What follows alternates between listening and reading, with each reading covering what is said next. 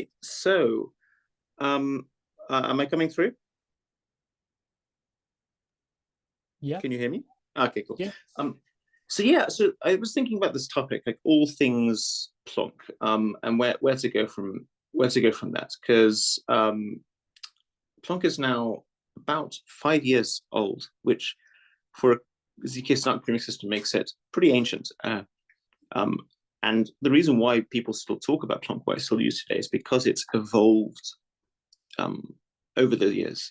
So from when it started, from where it started in 2019. So one thing I want to, so the way I'm thinking about doing this session is to basically, I'll be sharing my screen, using it as a whiteboard, and also just going through a few, um, uh, potentially going through a few papers. So let me try to share my screen. Ba-bum. Yes.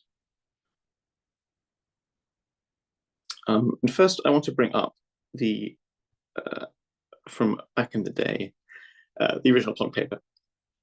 So this thing, it's been constantly updated and tweaked. So it says 2024, but this was originally published in 2019, and it's very uh, it's quite a basic protocol. As in, if you were to implement Plonk as it is written in the paper, it wouldn't be particularly fast today. It was fast back in 2019, and one of the that like the reason why Plonk was quite important was because it was, I believe, the first protocol that really made these smart proving systems modular. As in, if you think about before Plonk, if you think about something like Graph 16, the proving system is very monolithic. As in, you have some very complex custom algebra, a custom kind of cryptographic protocol to prove a rank one constraint system, but it's very difficult to modify or extend. And what Plonk did was it really separated out as a snark into three parts. The underlying circuit arithmetization, which I'm trying to find here. Um, uh, uh, um, it separates out into the fundamental circuit arithmetization. Basically, how do you convert, like how do you define your program in terms of constraints? An interactive oracle proof to determine, which is an interactive protocol which allows a prover and to convince a verifier that some statement is true, and then a polynomial commitment scheme, which then links the statements from the interactive oracle proof to some original commitments sent by the prover that describe the circuit and the circuit's witnesses. So this modularity is extremely important because it means that it's very extensible and modifiable. And I think pretty much almost all Snark protocols since Plonk have followed this kind of this rough, loose structure. So it gets extended over time. So what I wanted to, sorry, this paper is, I was going to claim this paper is difficult to navigate, but I co-wrote it, so that's rather hypocritical of me. So the actual Plonk arithmetization is pretty basic, right? You've got your addition gates, you've got your multiplication gates, and that's all you've got. And one of the very first things that happened after the development of Plonk, Plonk and things, was this concept of custom gates. So you have 2019, you have Plonk. In late 2019, you have custom gates, which is basically saying, hey, what about, how about if we do more than just add and multiply field elements together when we're creating a ZK snark? This was very easy in a Plonk style system because the gate arithmetic is directly reflected in the algebra that your prove and verify are executing in your polynomial, in your interactive oracle proof. For example, if you want to do, if you want to do like a squared minus b equals 0, that basically maps to a of x squared minus b of x equals 0 modulo the Plonk vanishing polynomial. So it basically means it's very easy to create custom statements. So if you have a program that has some super advanced, like some very specific thing you need to do, like for example elliptic curve group additions, you can represent that as a custom gate. So this is what made Plonk started to become a very powerful proving system. So in 2020, we internally at Aztec we created something we called Turbo Plonk, which is basically Plonk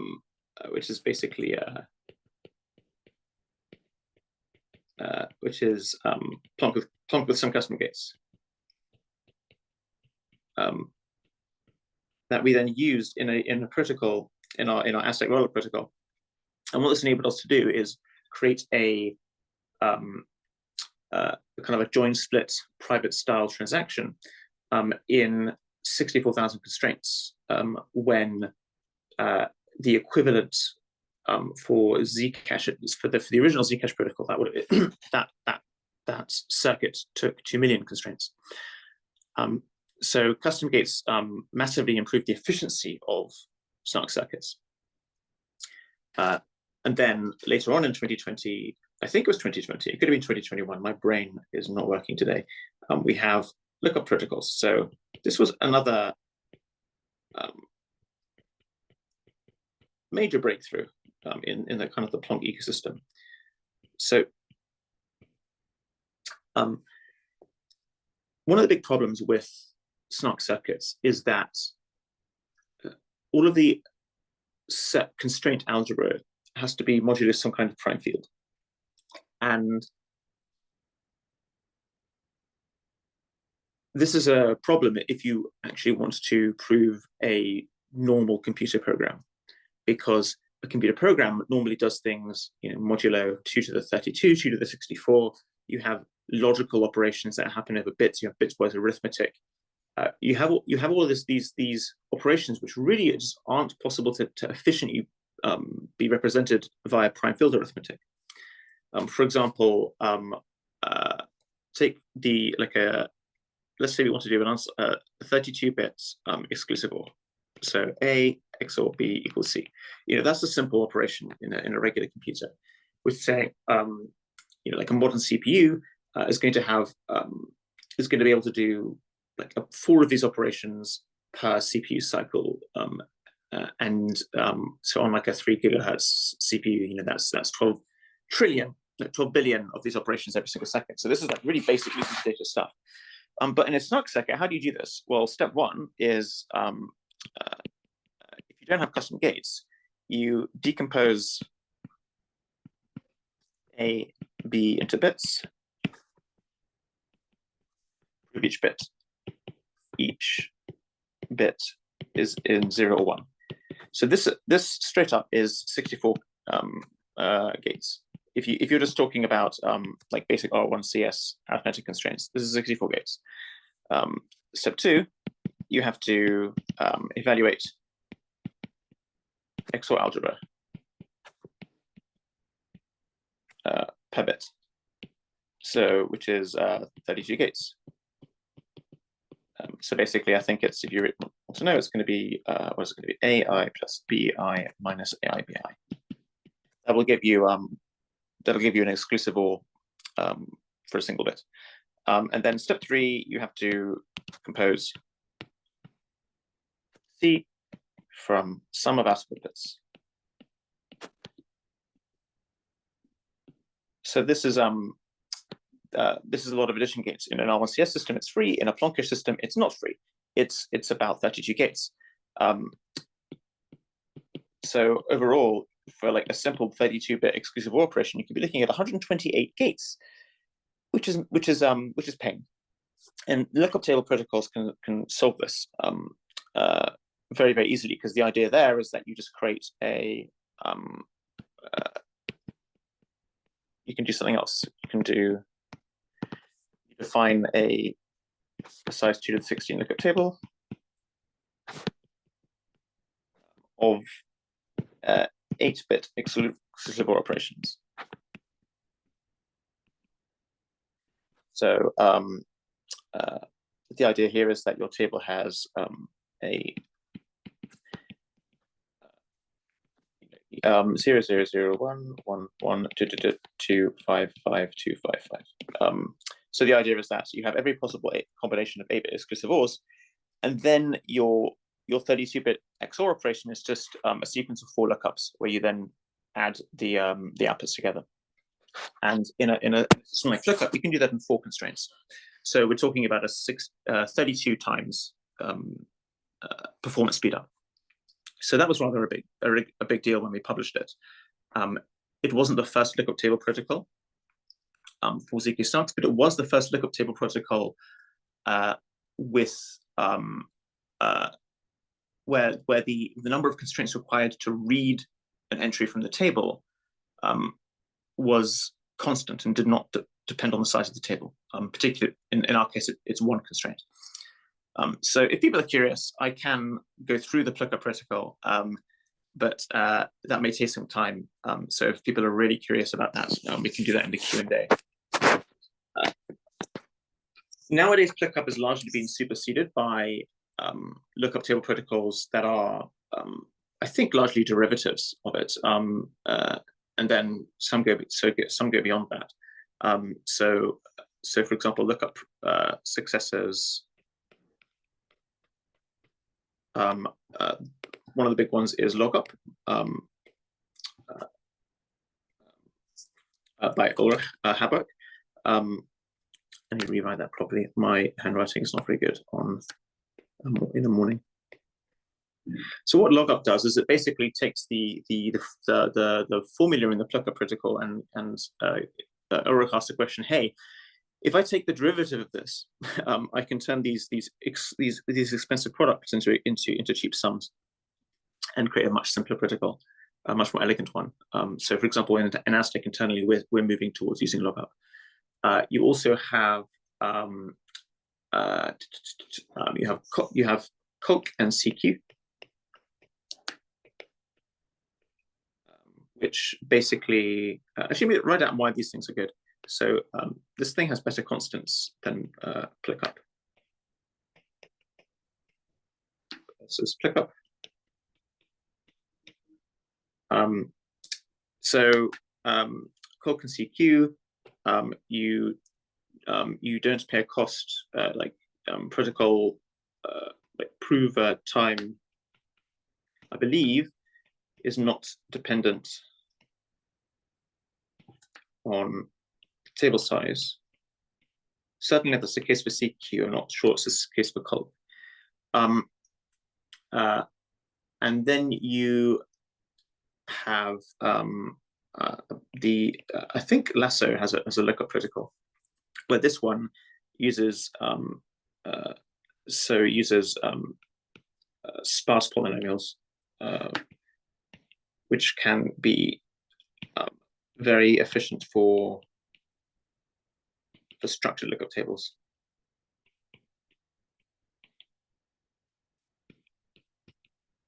For example, in Lasso, I believe if you have like if you want to do like a 128-bit range check, you can do that in a single lookup operation.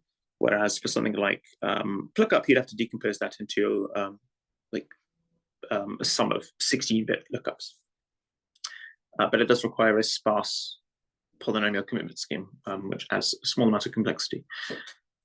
So, okay, so I'm basically almost reached the kind of the present day here. I've got two more years to go, but I'm wondering if now would be a good time to pause for questions.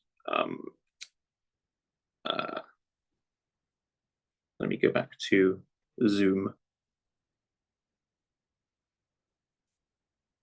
Anyone have some questions?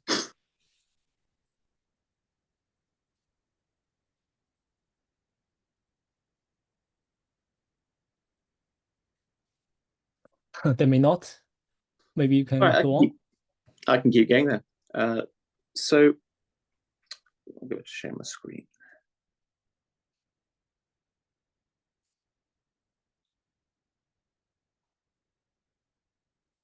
So I've talked about some like scattered disambiguated protocols that have been developed over the years succeeding Plonk.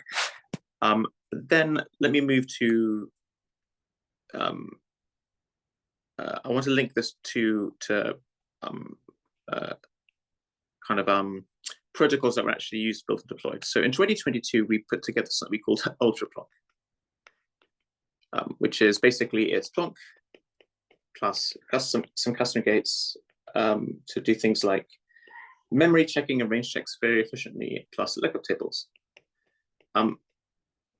And the version of Plonk that we put together in 2022 is one that we are the arithmetization, like the actual polynomial formula, algebraic formula, is what we are using today with the version of Aztec that we're building, that we're creating a testnet for, that will hopefully be live later this year. And so, yeah, I would say that UltraPlonk is basically a synthesis of all the research techniques that have been developed since 2019 on how to create efficient circuits. And so for an UltraPlonk circuit, the number of constraints required for things like SHA-256, I can give some examples actually. So if we take SHA-256 for Plonk versus UltraPlonk, I'm just going to do a little comparison of number of constraints required. For SHA-256, you've got about 50,000 to do 64 bytes. For UltraPlonk, it's 3,600. For Catch-Shack 256, you have, I don't know, Plonk is something like 150,000, and for UltraPlonk, it's 17,000. So you're seeing here like roughly 10x speed ups in terms of constraint efficiency because of all these custom gates, because of all these lookup protocols. Even things like, say, Poseidon, I think it's something like 300 gates for Plonk, and it's 64 for UltraPlonk because we have a fancy custom gate that does one Poseidon round per row. So what we've been focusing on is not so much like the proof of performance of the cryptographic protocol, but its efficiency. So the focus on our end has been, okay, instead of saying how quickly can we evaluate constraints, it's been, well, that's important. A lot of the focus has been, well, what can you do with a constraint? Because smaller constraints, faster circuits. For us, this has been a focus because in Aztec, we do a lot of client-side proving because we're a privacy-focused layer 2. That means that if a user wants to create a transaction, they're creating a proof of correctness of some smart contract logic. And that proof has to be generated locally because it contains a lot of user secrets. So smaller circuits are very important for us because it means that they consume less memory. Memory consumption is a really, really important factor for us, and it's not something which is largely considered when new protocols are being produced for snarks and starks. Generally, the concern is raw proving time, because if you have a large centralized compute cluster to make proofs on, you don't really care about memory consumption because you have memory, you have spades of it. But when you're computing proofs on potato hardware, it starts to matter. But yeah, I mentioned earlier that with UltraPlonk, UltraPlonk is what ASIC's using for the ASIC protocol, but I mentioned like the UltraPlonk arithmetization, the polynomial algebra, which is not quite the same thing as the UltraPlonk protocol, because something which important that happened in 2020 was, if you go back a couple of years, is the rise of sum check protocols.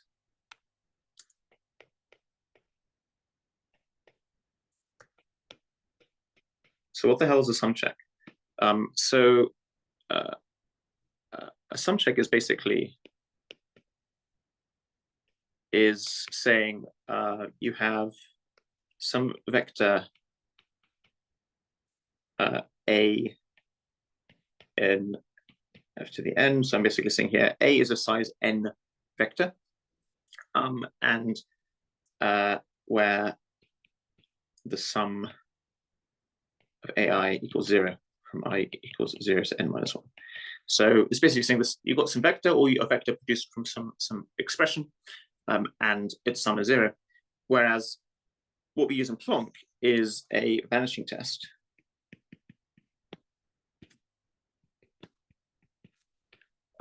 Where you say you have some expression,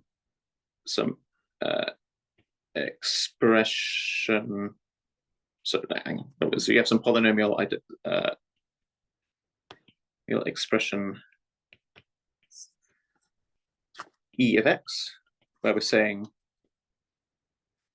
e of x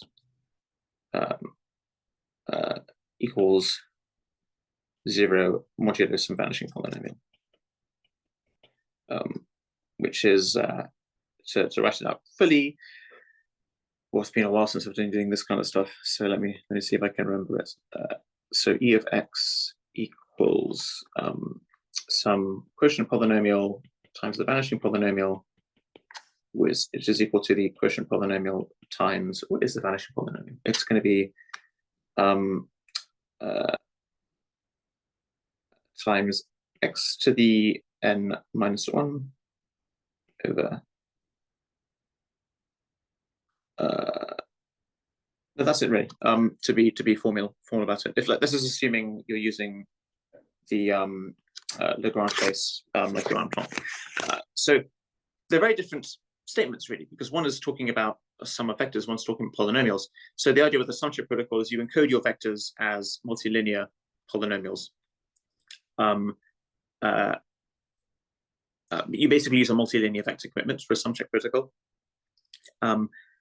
But that you can create, I guess you could say, an isomorphism between the two. Basically, anything that uses a vanishing test, any protocol that uses a vanishing test, you can mutate it to use a sum check. And the differences between the practical engineering differences between the two are is that sum check has no fast Fourier transforms, which is a big deal for us, because it means that with fast Fourier transforms, you have this big memory blow up. They're expensive to compute relatively, and also for Plonk, it basically quadrupled our memory usage. You also, for the sum check, you have no quotient polynomial commitment, which is very important for us, because this quotient polynomial t of x is expensive to commit to if you're using elliptic curves. It's so not having to is very nice. And you can use the sum check protocol to create a linear time proving system, basically one where the prover compute time is strictly linear in the number of constraints, which is very, very nice. But the difficulties with sum checks is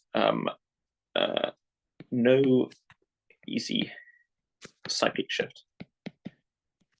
So in the original Plonk paper, we have this need for a cyclic shift. So the idea here is that if you consider polynomials to be vector commitments, then you want to be able to commit to a vector, but then also be able to utilize that same commitment to describe the vector, but kind of shifted to the right. So every index. So basically, if you have vector z, then shifted vector. So I'm saying we have some shifted vector z prime, where z prime I equals zi plus 1 mod n, where n is the size of the vector. It's very difficult to get this kind of thing with a sum-check protocol, because sum-check protocols require these multilinear polynomials.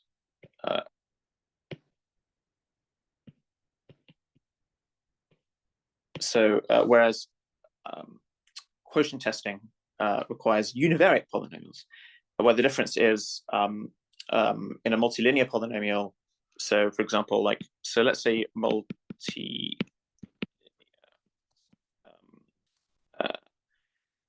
so if you have a univariate polynomial z of x, which is going to be equal to, let's say it's zi li of x, where li is a Lagrange polynomial, in the manner of the Plonk paper, then the multilinear equivalent is going to be x0 x log n minus 1 is going to be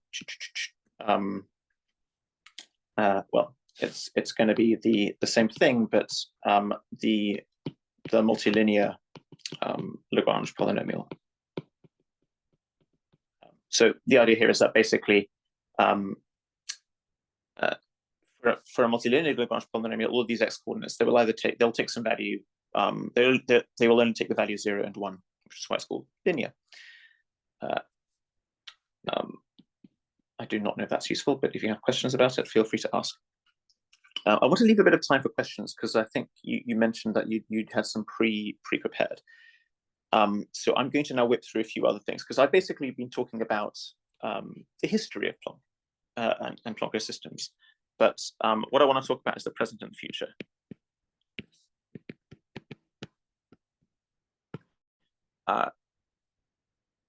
Which is, let me have a look at a few things. So things to pay attention to that require probably their own sessions, because they're very, very complicated.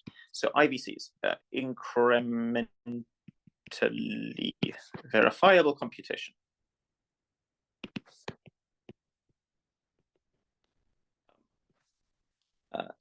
So this isn't necessarily connected to Plonk, but there are IVC schemes that are very compatible with Plonker systems. So, for example, protostar and protogalaxy. So these were later developments from the original IVC schemes, which was Nova, I believe. The idea here is that if you use a Plonker system within an IVC scheme, then it's very easy to effectively have each step of your IVC evaluate an arbitrary snark circuit, instead of having to.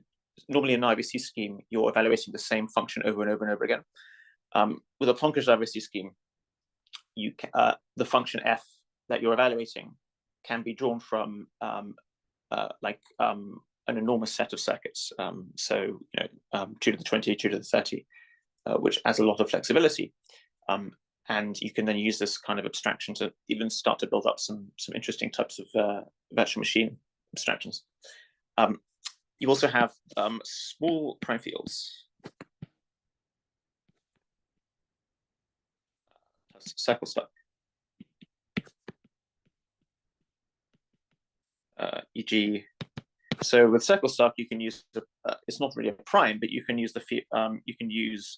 arithmetic modulo 2 to the 32 minus 1. This is a big deal when you use small fields, because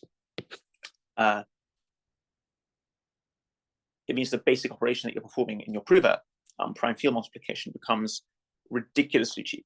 Now, obviously, this kind of thing isn't compatible with elliptic curves, but you can use polynomial coding schemes based around error correcting codes to instantiate a Plonker system. And this is what Plonky 2 does, what Plonky 3 can do. You also have this concept of the lookup singularity, which is what Lasso and Jolt are trying to achieve, where the idea here is that instead of having everything described by circuit algebra, everything's described by lookup tables. We'll see if that comes into fruition. And something which is very interesting is that the lookup, making everything a lookup table, is that technique is very, very heavily dependent on elliptic curves, whereas the small prime fields techniques can't use elliptic curves. So there's basically a fork in the road here with regards to how these proving systems are going to develop. And it's a very open question right now, which one is going to be kind of like faster or optimal, more optimal. And what we're also seeing is the rise of advanced abstraction layers. So back in 2019,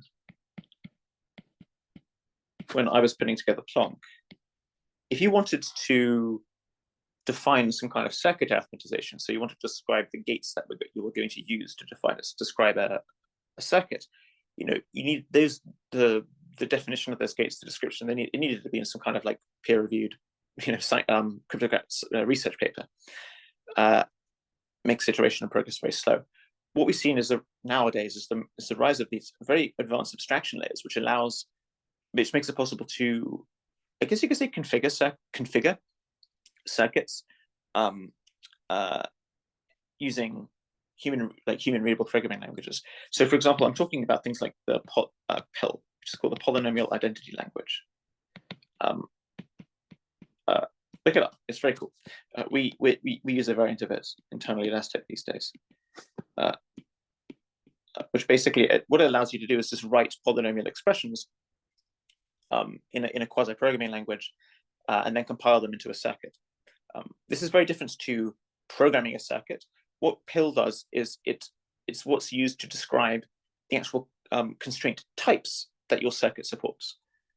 So, for example, you could create elliptic curve point addition operations in PIL. You could create like bitwise arithmetic algebra in PIL, and then use a higher level tool to actually turn programs into circuits. And so you have things like Noir, which is compiles programs into circuits. Then you also obviously have the VM, the rise of the ZKVM. So internally at Aztec, this isn't something we've been focusing so much on, because virtual machines add large prover overheads versus directly evaluating circuits. I can go into that later on if that's useful.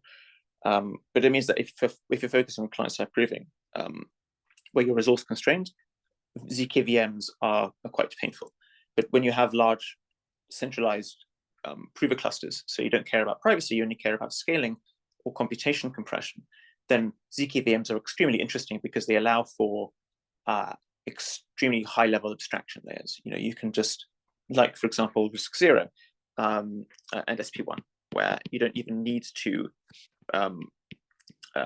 write your programs in some kind of special domain-specific language. You can just take existing Rust code, C++ code, and you can compile it down into something a ZK VM can evaluate, which is very impressive. So yeah, this is kind of the state of the art, I guess you could say, with Plonkish protocols and high-level protocols that use Plonkish systems. And yeah, that's basically my attempt at a lightning run through the last 5 years of SNARK research and development. So thank you very much, folks. Yes, so maybe we can take some questions now, because I believe you. Okay, thanks, Zach, for sharing the development history and his views on the present and future of Plonk. Some concepts may not be fully understood by everyone. People can watch the recording afterwards to digest this content. And now there are some questions collected previously. Some terms in these questions I'm not quite familiar with, actually, since I only know some basic protocols. I hope these questions are translated clearly. So the first question is, how do you feel about the technique root of lasso joint, which seems only use the lookup technique? How do I feel about the what of lasso jolt? this technical route? Sorry, hello. The technical route of the lookup singularity. Yeah, I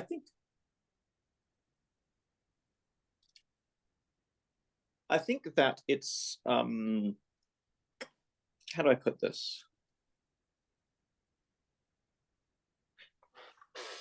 So definitely the idea of using lookups heavily when evaluating virtual machines is extremely important.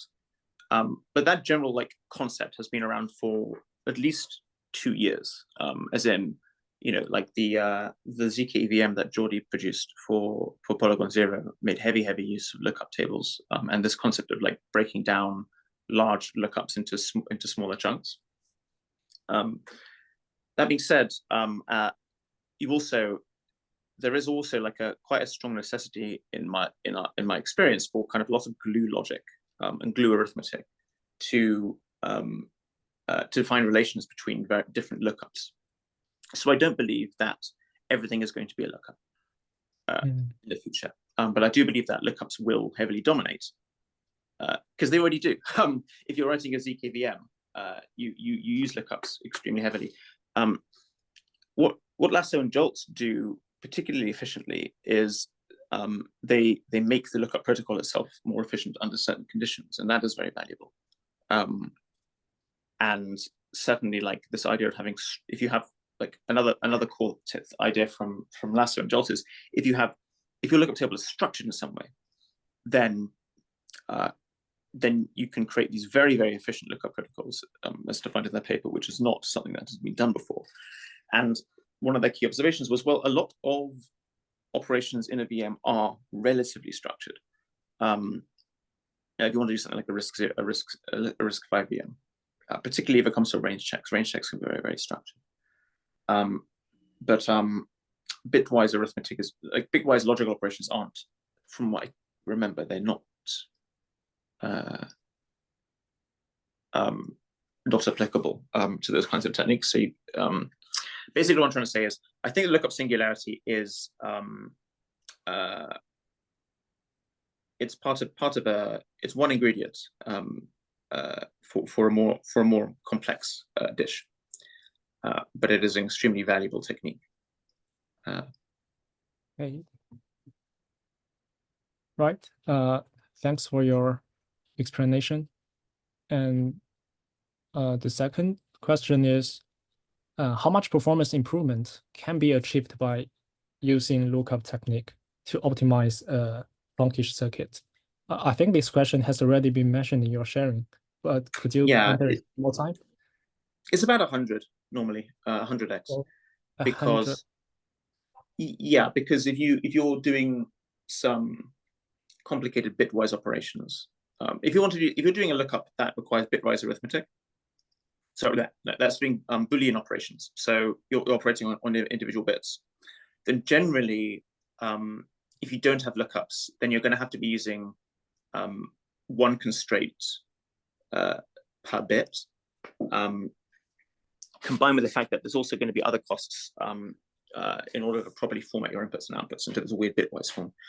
So generally, we found in our qualitative experience that the speed ups between 30 to 100x.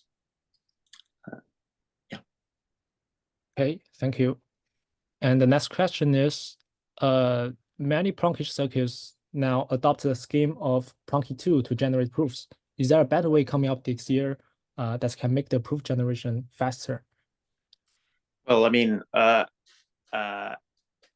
Plonky 3. Plonky 3. So yeah, Brendan and the Plonky team are doing really amazing work there. I think so. There's a complicated trade-off space when it comes to proof construction, because with techniques like Plonky 2, Plonky 3, they use small prime fields, which means they're very efficient to prove, but the memory consumption isn't so great, and the proof sizes are very large, which means that it's not really possible to take these proofs and put them in, verify them within an Ethereum smart contract.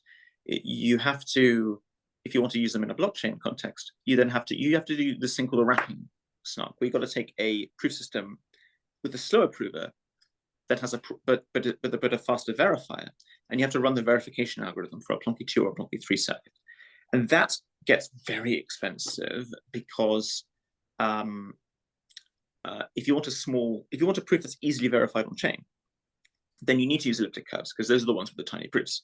But elliptic curves, the circuit algebra is always modulo like a prime field that's roughly 250 bits. And Plonky 3 uses 32-bit fields. So you basically have to do this thing called like non-native field arithmetic. You have to basically emulate a 32-bit prime field in your larger prime field to run the Plonky verifier, which is very, very expensive. So there are these complicated trade-offs. What we've done with Aztec is, because we need our client proofs to be small and performant, because every user transaction needs to be sent to a peer-to-peer mempool so that a block builder can take it and use it and to define a block, which means that if you're throwing around 100 kilobyte proofs, then your peer-to-peer gossip network is going to get saturated, and your transaction throughput is going to be very poor. So we need small proofs, and you cannot construct these wrapping snarks client side on a phone or a laptop. They're too expensive, which means that for us at least, the Plonky 2, Plonky 3 style model of using these small fields isn't really suitable. So instead, what we've done is we've created this protocol we're calling honk or mega honk, which is basically, it's a combination of these incremental verifiable computations can be defined like through Protogalaxy, and a variant of Plonk that uses the sum check protocol and uses the ultra Plonk circuit arithmetic. And that one is extremely performant. It's not going to be as fast as like the state of the art for 32 bits, but it is quite competitive. And for us, it occupies a much better place in this trade-off space because of its low resource requirements. And so that's going to be available imminently for people to use through Noir. So right now, Noir taps into UltraPlonk via our proving backend. But in a month or two, we're going to upgrade that to use this new proving system that we've produced. Okay. Cool. Thanks for your comprehensive answer. And the next question is about the folding scheme. What are the impacts on efficiency and complexity, how it may develop in the future? Yeah, definitely. So folding schemes are a really big deal because they are a really big deal because they allow you to break up a very large computation into smaller chunks, which really helps with memory consumption, which is not only useful for client-side proving, like this kind of stuff that we're doing, but is also useful for large, like centralized computation clusters. Because one of the difficulties with parallel proof construction is if you want to make a large proof across multiple physical devices, so not just I'm not talking about multi-threading with like across multiple cores in a machine. I'm talking about like parallelization across multiple machines. Then memory sharing becomes a huge bottleneck. So if you can break up your computation into a large number of discrete steps and then compose them together using folding, then you can parallelize across multiple devices. And this is something that folding schemes enable very efficiently, much more than recursion, because basically with a folding scheme, you don't need to run the full verifier recursively. There are huge parts of it that get left out. It also reduces the amount of work the prover has to do because there are fewer commitments the prover needs to make. And I can talk about like the why of that if that's useful, but that's relatively complicated. But yeah, folding schemes are a huge deal when it comes to like efficiently proving very, very large statements. And the interesting part about folding schemes is they're really, really performant for elliptic curve-based crypto systems. They're not very performant for systems that use error correcting codes like Plonky 3 and Plonky 2. So it is a very open question, I think, about where the future will develop. It's kind of you pick your poison. You can either pick small prime fields or you can pick folding schemes and very, very advanced liquid protocols. I don't know which one is going to win out long term. Okay. And is there currently a ZK scheme that satisfies the following properties? The first one is it doesn't require trusted setup, and the second one is the multiple proofs can be aggregated, and the third one is secure enough. The security level is over 100 bits, and the fourth is it is also resistant to content attack. Okay, so let me hang on. So what were they again? So what was the first one? So what were the first two properties again? It doesn't require a trusted setup, and multiple proofs can be aggregated. So that's a very difficult one, all four, because of the requirement for quantum resistant, like quantum proof. If you remove the quantum security angle, then Halo 2 is your solution, or CycleFold even, I think is more efficient these days. But they use elliptic curves. So if you want to add in quantum security, then the best thing you have is you've got to take an old school Stark or a Plonk snark that uses Fry, like Plonk 2. And you do your aggregation by just recursing brute force recursion, where you're running the verify algorithm in its entirety within a snark circuit. This isn't that efficient, but it is being used today. The ZK EVM protocols, I think, largely take this approach, because if you have a giant EVM computation, then like the amount of the prover time and the number of constraints required to recursively verify like a Stark proof or a snark proof that uses error correcting codes is relatively large. But if the amount of computation you're doing at each recursive step is larger still, which it is for a ZK EVM, then the large, like the complexity of that recursive verify algorithm doesn't matter so much. So that system is being used today. I can't make any claims about its efficiency, though. Yeah. Okay. Thanks. And one last question from the previously collected.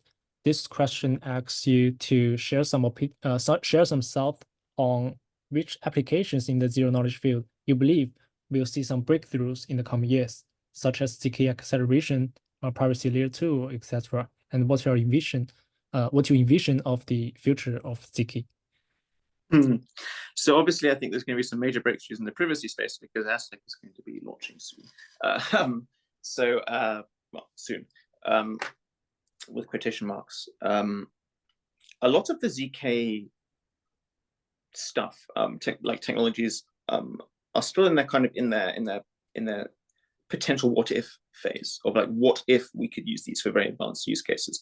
Like the only ZK things like that are being widely used today, I believe, is the Zcash style privacy protocols, which have been around for almost a decade now, and ZK EVMs, which have started to come on stream. We're going to see them used widely for privacy protocols, so that basically enabling end-to-end encrypted transactions on a public ledger, as well as we're going to see, I think, a combination of ZK and MPC is going to be a big deal. Because with a transaction layer like Aztec, shared state kind of has to be public if you want to share it with a large number of people without MPC. But with good MPC primitives, then that goes away. That problem goes away. I think obviously there's going to be a big use for ZK when it comes to things outside of a blockchain, particularly ZK machine learning in two avenues. One of them is proving that a certain model is being run correctly. I think it's going to be very important for cases where where there are trust issues, where for example, if you're using ML machine learning for things like facial recognition. But I also think that ZK is going to play a role in defensively against some of the problems that AI creates. For example, deepfakes. Being able to use ZK to basically prove that some media, some image, some video, an audio recording, it came from from some authentic source is important. So for example, let's say I take a photograph and my camera creates a digital signature going, yes, this photograph came from a real camera. Well, that's very useful, but then what if I want to run some image processing on that photograph? I want to modify it in Photoshop, crop it, touch it up, maybe change the color balance. You can use ZK to prove that you have some destination image, that's some modified image, and you can use ZK to prove that that a bunch of transformations were applied to a source image that was real, and therefore not a deepfake. So defensively, I think ZK has a role to play. I think ZK is going to be hugely useful for permission, for identity solutions as well. Basically, being able to prove who you are, prove things about yourself, whilst ensuring that the core information that you're using stays with you, and you're not trusting, like some third-party server or some government server to tell services who you are. So yeah, those are just a few ideas.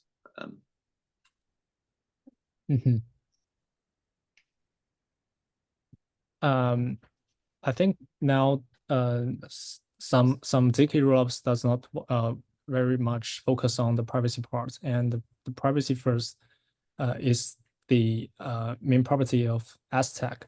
Can I say that apart from the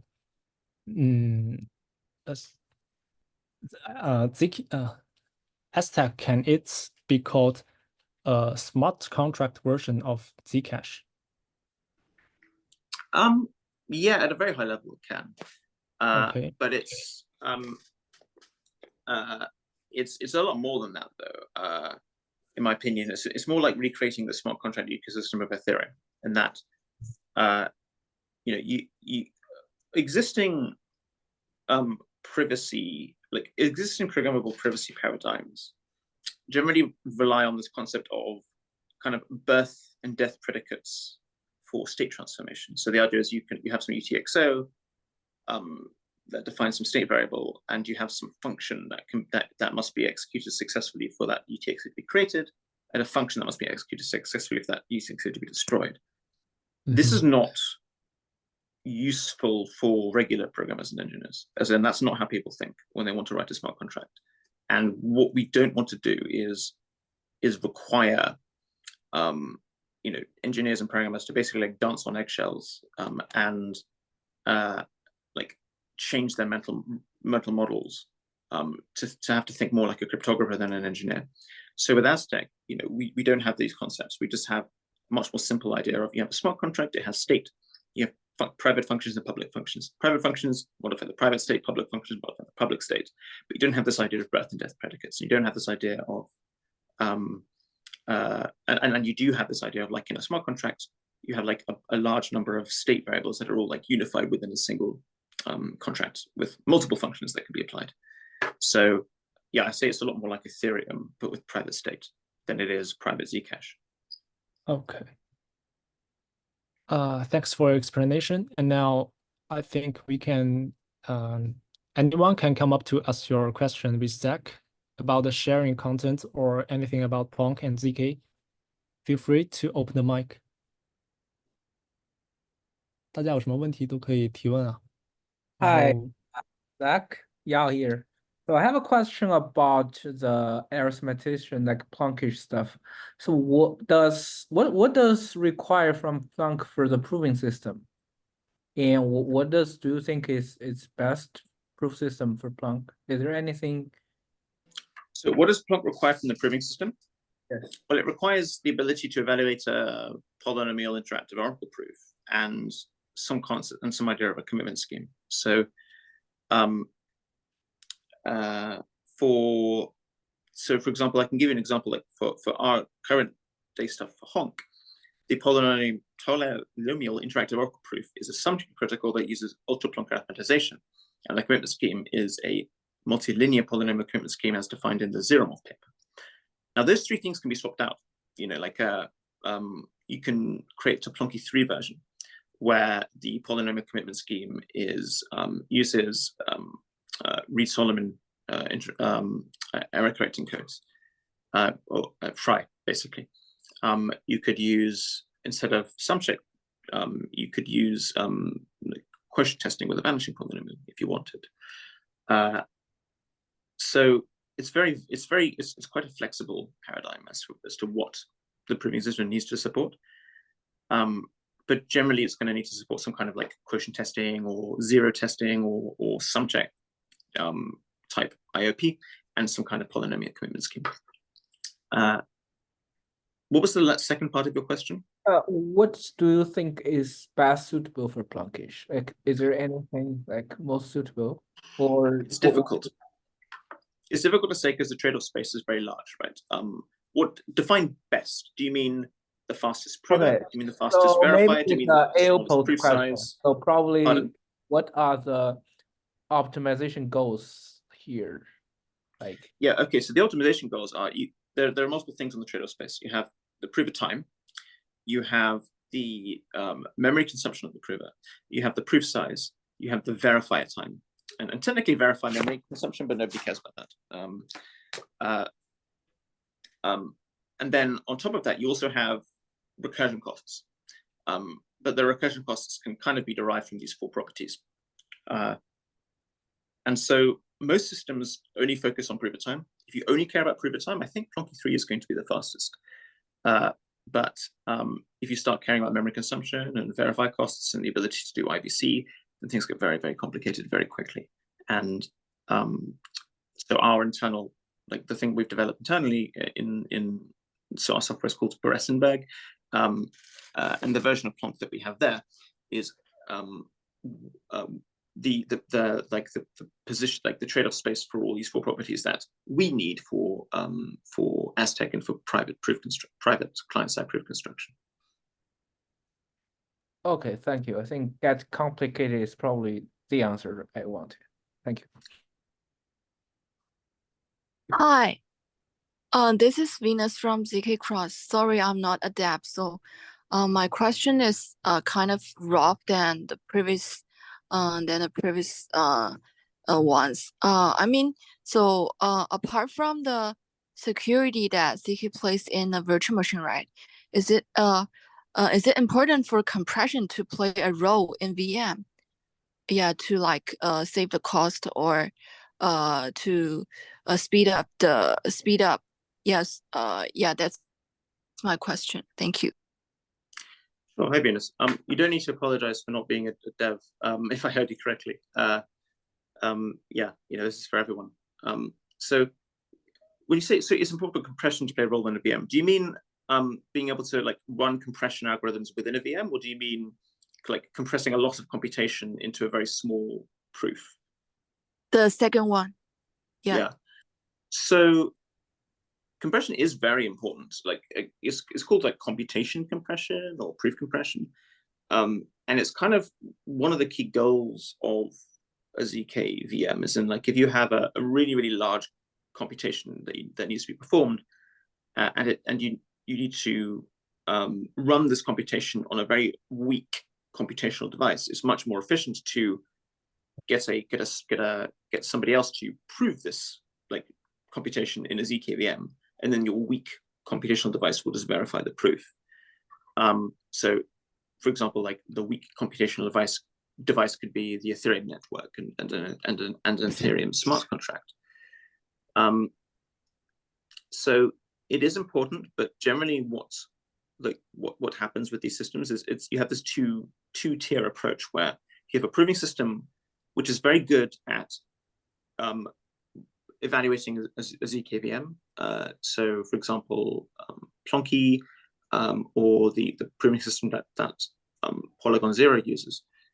Well, the idea there is that, yeah, you can very efficiently prove a ZKVM, but the proof size is going to be very, very large and quite hard to verify. And then you run that through a second proving system, which is called proof compression. So you have a big proof from one proving system, which is, and then you run the verify algorithm for that large proof in a proving system with small proofs. And yeah, there aren't that many projects working on proof compression. I think like in that regard that I know of, and I feel like it's under researched and quite an important field to focus on. Yeah. Okay. Thank you. Yeah. I hope to talk with you after this. Thank you. Hi, Zach. Yeah. Hello. Thanks for your talk. I'm always enjoy your talk. And actually, I propose a question about the folding scheme. So I just wondering. I mean, is there a lot of new scheme proposed within last year? So I'm wondering if you have any idea or any suggestions if I want to learn more about it. Let's say which clue is there a clue that I can follow, and also what's the future of the folding? Are you thinking? Do you have anything in your mind now? Sorry, did you say I didn't quite hear the future of what? The folding scheme, if there's something like going to be developed or going to be. Sorry, I'm so sorry. There's a signal something. Did you say something game proving scheme? Sorry, future of. No. I mean, if you have any idea what's the future development direction of the folding scheme. Oh, folding scheme. Sorry, so sorry. Yeah. So sorry, my bad. So where to start with, like, lots of stuff has come out over the last year. Where to start? That's a difficult question. Honestly, I'm personally, because of my responsibilities as CEO of Aztec, I'm not like devouring research papers like I used to. So my knowledge of like the state of the art for this year is also quite secondhand, because it requires a lot of like domain knowledge to filter the signal from the noise, because tons of papers come out every year and most of them aren't really that useful. Like generally a paper is going to have one trick. There's going to be one thing in that paper that's new and innovative. But it's very difficult to find out what that one trick is from 30 pages. I think in terms of things that interest me, that I'd like to spend more time on, I want to learn more about binary fields and binions, because that does seem very interesting. Albeit I think it probably needs a few more a bit more development for it to be truly competitive with the current state of the art. But it could get there, and it looks really interesting.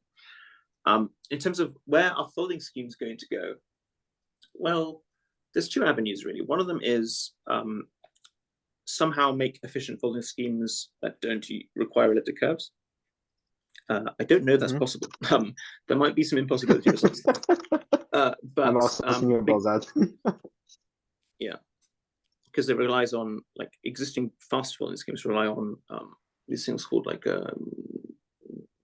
linear homomorphisms or linear isomorphisms that don't exist for error correcting code based like non-elliptic curve stuff. Yeah, both. But then there's also the like just improving the constants of existing folding schemes, particularly improving the performance, basically how better ways of tackling the non-native group problem. That basically in a folding scheme, the folding verifier is very efficient, but you still have to do these expensive elliptic curve operations that are hard to evaluate within a snark circuit. And there's multiple techniques for solving this, but I feel like that space has not yet fully been explored. Yeah, thank you very much. And actually, Anti-Alpha has a study group about the binaries recently. So yeah, we're also curious about that. Okay, it's over. It's already over 1 hour. I think this is our last question. Thanks, Zach. And so this is all the time we have for today. I'd like to present a huge thank you for Zach for sharing his valuable knowledge with us. We appreciate the effort and time you dedicated to being here. Thanks a lot.